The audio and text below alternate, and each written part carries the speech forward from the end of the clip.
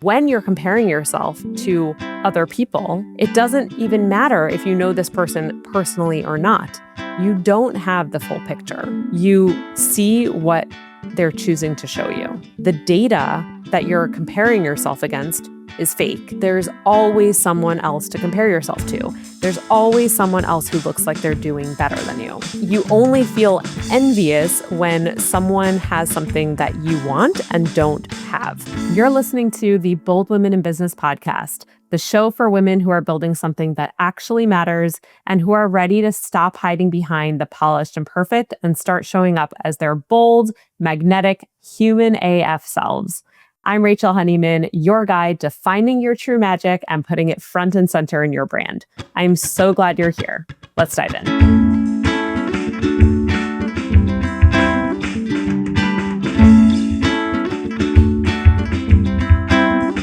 So I was on a call with a client a few weeks ago, and she said something to me that I think everyone can relate to, but maybe not everyone articulates as clearly as she did. She's very in touch with this side of herself, but it's something that I see all across the board. I see everyone do this. It's such a common thing. And so I wanted to talk about it today. She said to me, I'm a super competitive person. I recognize that this is a character flaw. I compare myself to other people all the time. And when I see others looking like they're succeeding and they're doing so much better than me, I feel terrible about myself. And I do this all the time. I recognize this is a problem. And she tells me about one woman in particular who she had gone through a particular training with, and they offer something very similar. And she's kind of watched this woman seem like she's pulling ahead in the race. She's doing so much better. She's working with bigger clients. She looks like she is doing leaps and bounds better than my client. And my client just winds up feeling terribly about herself, and she's comparing herself to this woman. And so today I want to talk about this comparison trap. I think a lot of people don't necessarily articulate it as clearly as my client did. You might know that you have this side of yourself, but you might not recognize it as clearly as she does. But we all run into this problem. And what I want to talk about today is that, first of all, it's not necessarily as big of a problem as you think, as long as it's harnessed effectively.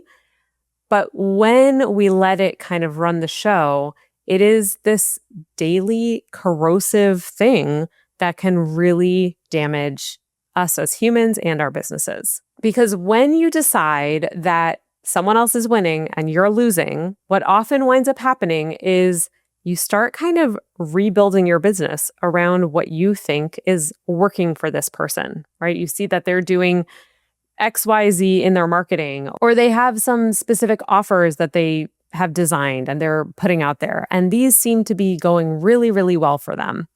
And so you say, well, if it's working for them, I have to do that. And the danger is not that this is a bad feeling. It's a bad feeling, but bad feelings come and go.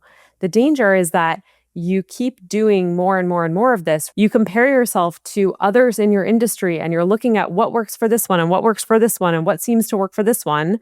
And you start cobbling together a business that is not based around you.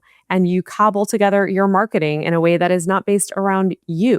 You make all these changes and you try this and you try that because it seems to be working for other people, when you need to be looking inward and seeing what's working for you and what feels actually like you and not someone else, right?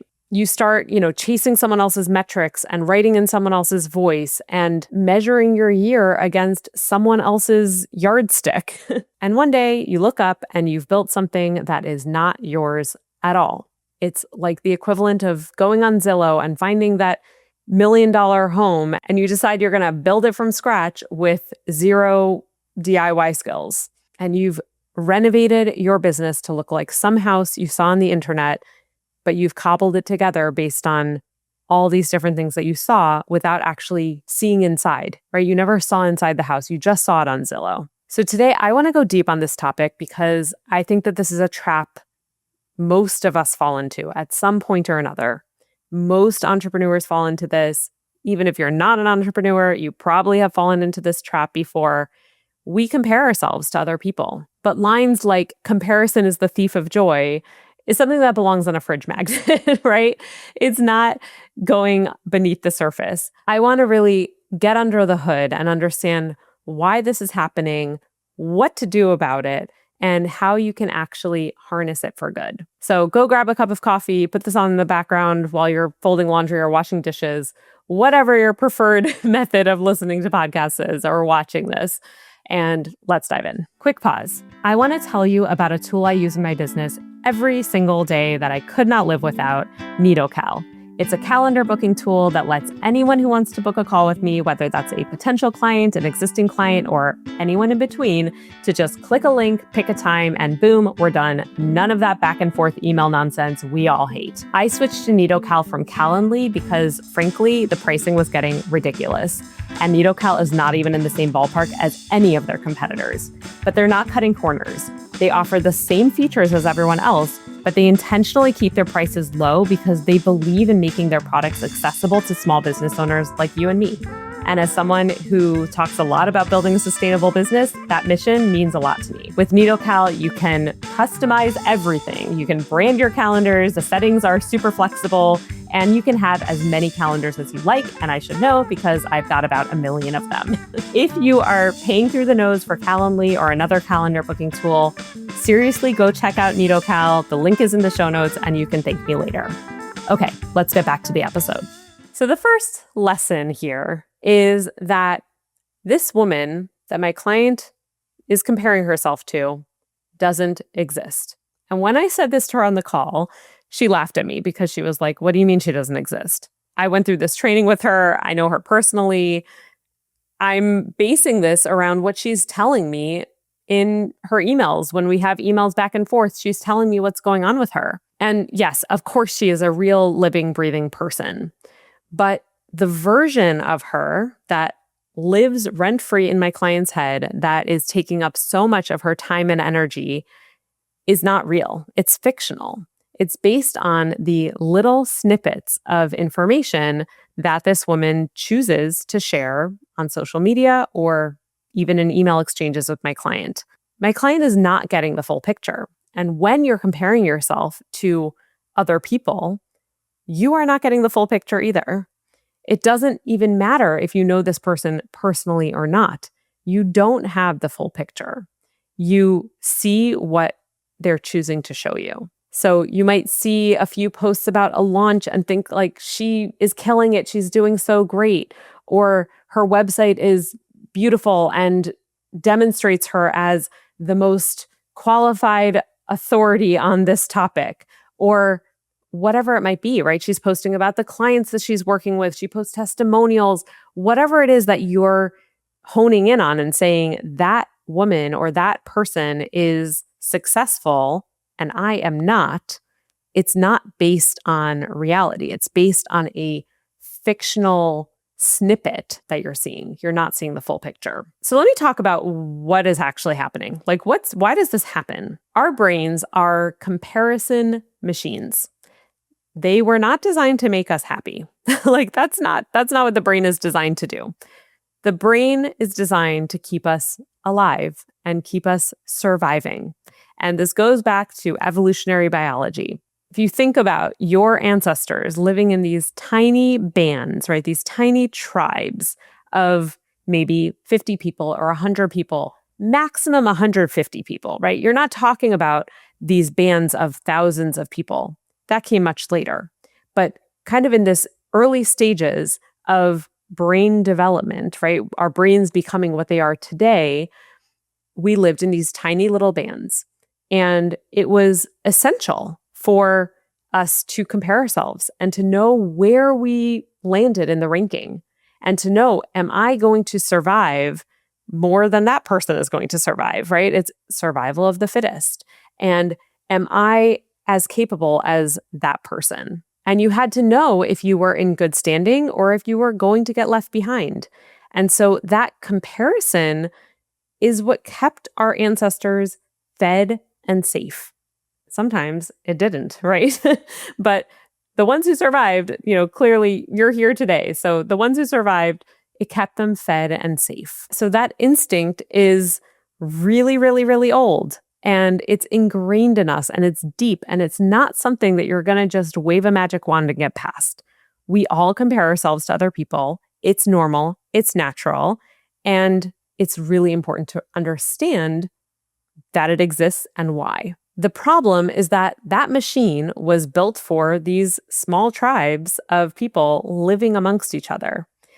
They saw everything, right? When you're living next to someone, you see when they eat and when they cry and when they fail. You see all those pieces of them that make them human. And so when they go out and they successfully, capture the animal that's going to feed the tribe for the next week, you see that, but you also saw all the struggle leading up to that because you lived among it. You're not seeing just that snippet. You're seeing that snippet in a full context by definition. And now that machine is still running, but instead of being focused on this band of 150 people max and people that you're living amongst, it's now extended to thousands of people, right? Thousands and thousands of people, many of whom are strangers that you've never met and you will never meet. And even the people that you know, you're still seeing this little snippet. You're not seeing the full picture because we don't live amongst all the people anymore, right? The only people that you actually know all the ins and outs of everything that's going on in their lives are the people who live under the same roof as you. Even your closest friends, you don't see everything. You just don't. You don't see everything. So that machine is doing exactly what it was designed to do, which is looking around and ranking. And you're seeing how you rank up against everyone else in your tribe, except that the tribe is not actually real, right? Tribes are not meant to be that large. That type of band is not meant to be that large. So it's not real. The data that you're comparing yourself against is fake. And it's never, ever done because there's always someone else to compare yourself to. There's always someone else who looks like they're doing better than you. And what you're really doing is you're comparing your blooper reel against someone else's highlight reel. You're seeing all the good from them and you're seeing all the bad from you. You know everything about your client who ghosted you and owes you thousands of dollars. And you know about your launch that completely flopped that no one bought. And you know about those months when your finances genuinely scare you and you're not sure how you're going to pay your bills. And you know the doubt that hit you this morning or any other morning before your feet even hit the ground out of your bed.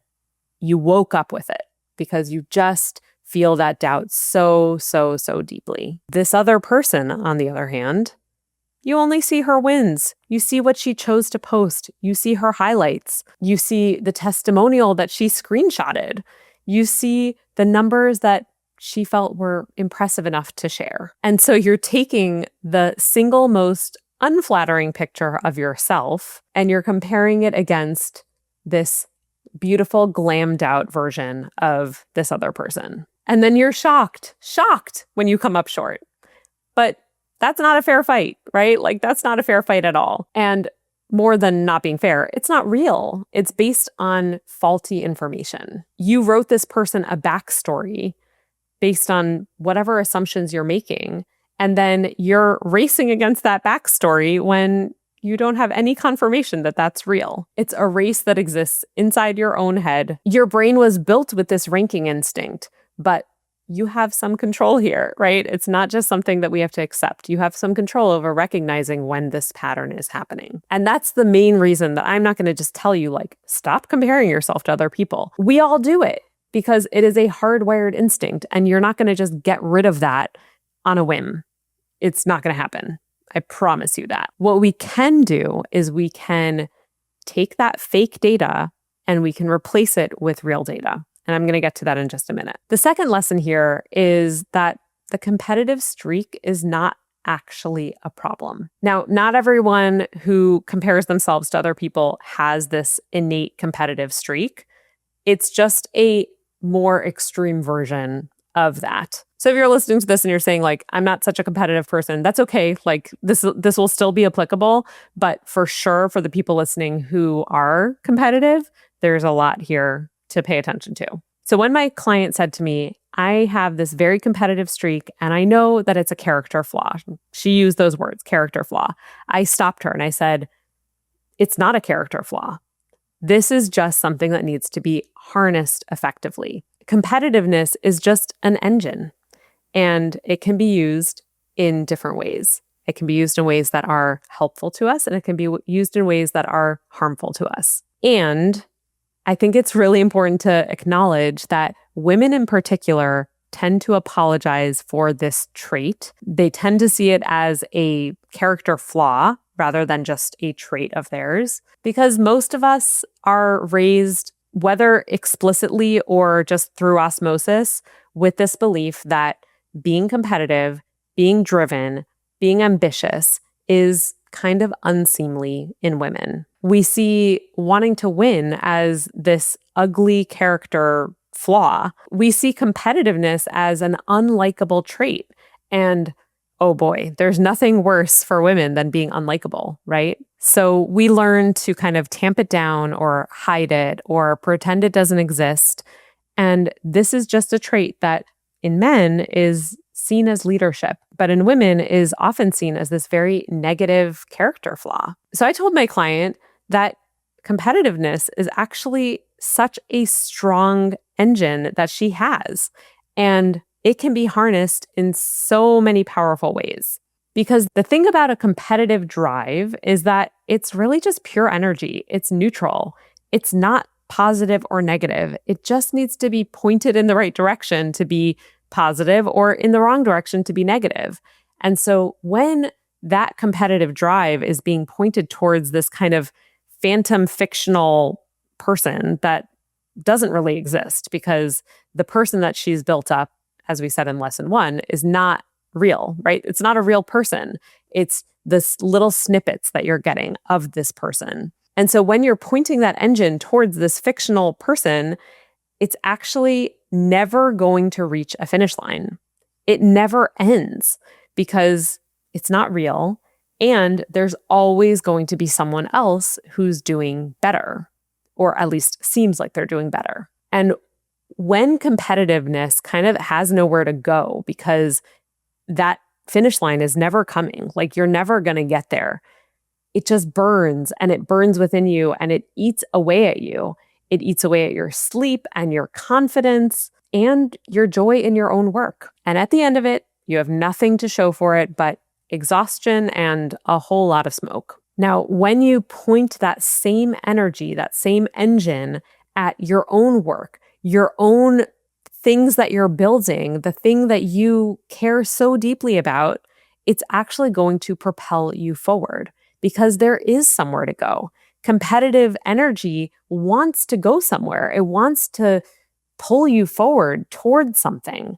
And so when you point it toward yourself and your own work, you can actually move toward something. You can move forward with that energy. So I don't want you apologizing for this. If you are a competitive person, this is something you should not be apologizing for. It is not a character flaw. It is just a character trait that can be used for good or for bad.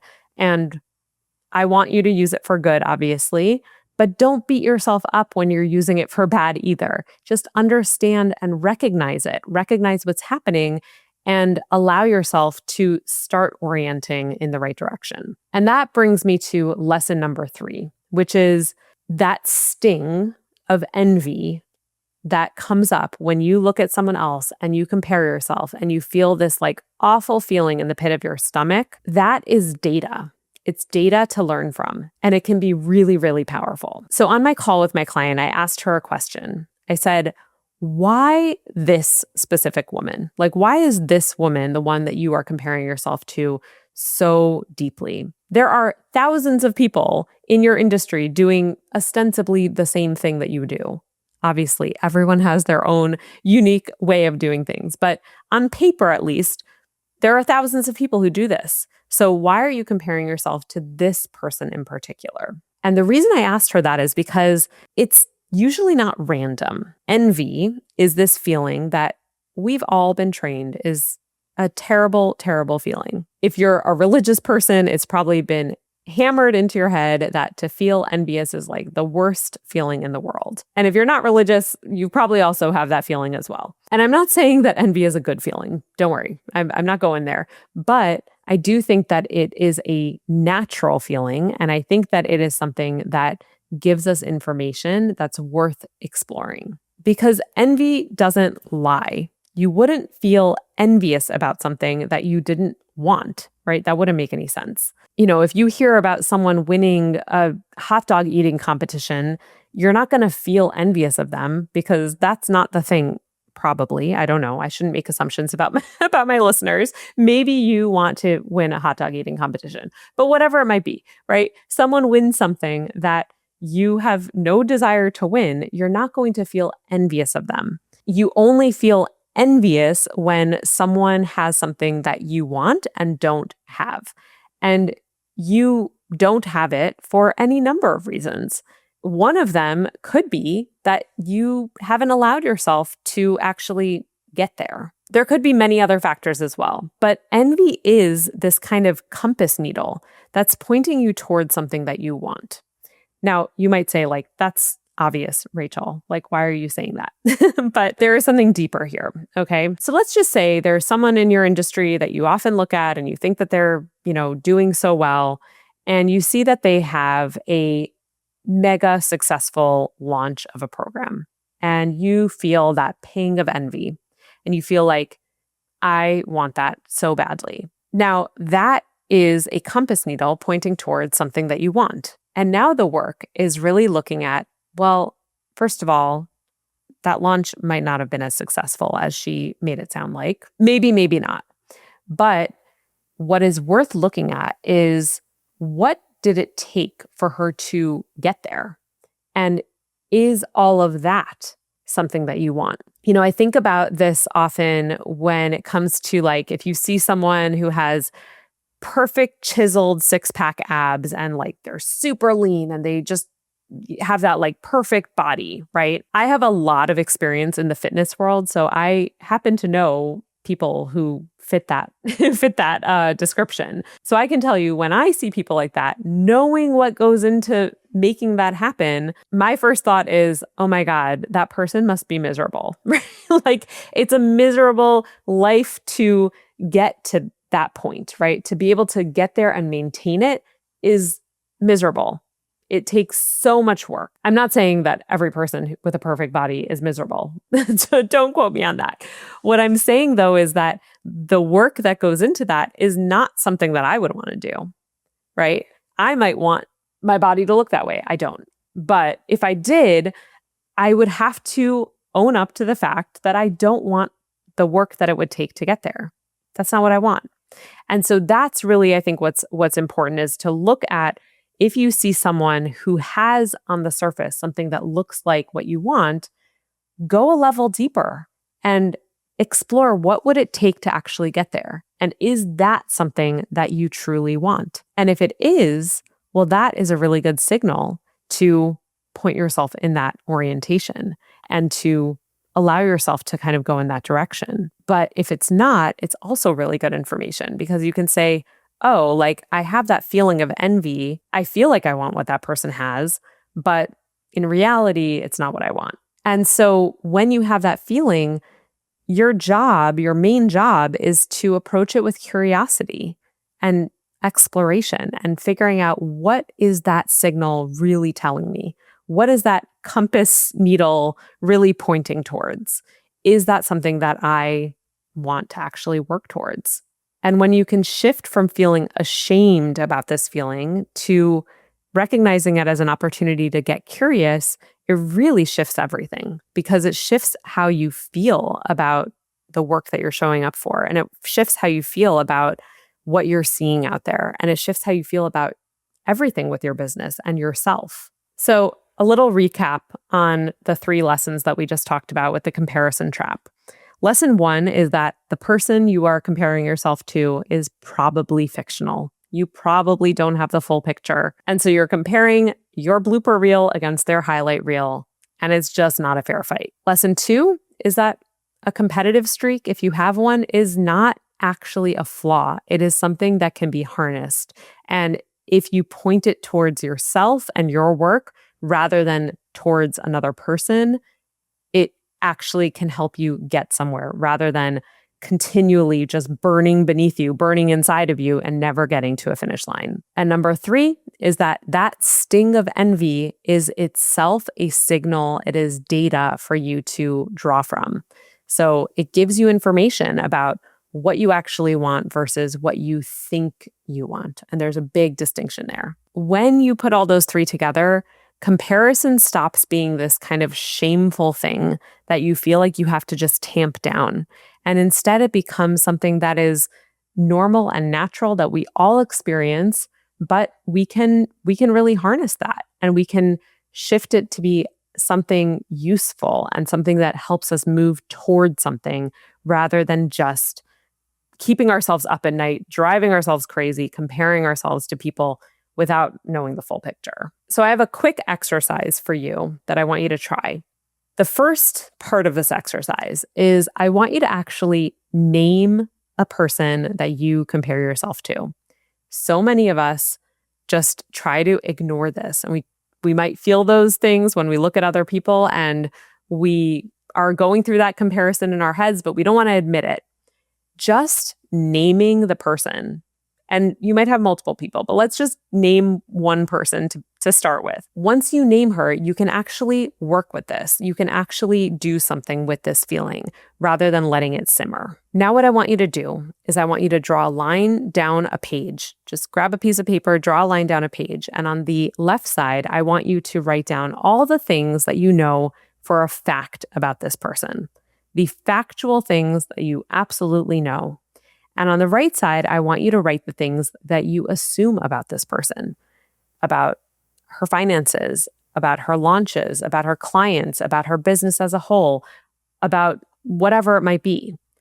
And I guarantee you're going to see that the right column way, way, way exceeds the left column because you probably know this tiny sliver of information that you know for sure. And what you're assuming about this person is mammoth. It is a mammoth list because we go through all these assumptions all the time. It's like a snap judgment. And then the last part of this is to ask yourself, why her? Why this specific person? What is it specifically that you want? And what are the steps to get there? Is that something that you actually want? When you really examine it and you approach it through a lens of curiosity, is that something that you actually want? And if so, how can you point your orientation in that direction? So I'll just close with this. The truth underneath this whole episode is that the antidote to comparison is not like shrinking it and tamping it down and shoving it under a rug. And it's certainly not just like pushing harder to beat this phantom person and, win this phantom race. The real antidote to it is getting so crystal clear on the magic that only you offer that the scoreboard stops making sense, right? Because you can't compare two things that are in different categories. And so even if on paper you look like you do the same thing as this person, when you get super crystal clear on the magic that you offer, it's not the same, right? You start to understand that you're not running the same race at all. You're just running two separate individual races. And when you are fully and boldly yourself, there's no one to compare to. That's it. So lucky for you, this is exactly what I help clients with. It is one of the core parts of what I help clients with, really regardless of what they're coming to me for help with. And this is really where we start. So if you need help getting crystal clear on the magic that you offer and understanding what sets you apart, I would love to chat with you about how I might be able to help. So go to honeybeebold.com/vibe and set up a free call with me. Thanks for tuning in. I'll see you next week. All right, beautiful human, that's a wrap on today's episode. Thank you so much for spending this time with me. This episode was brought to you by my company, Honeybee Bold, with music by Shmukulele, production by Podium Studios, and sponsored by NitoCow. If you enjoyed this episode, share it with a friend, hit subscribe, and don't forget to rate and review us. It really helps us grow and means the world. See you next time.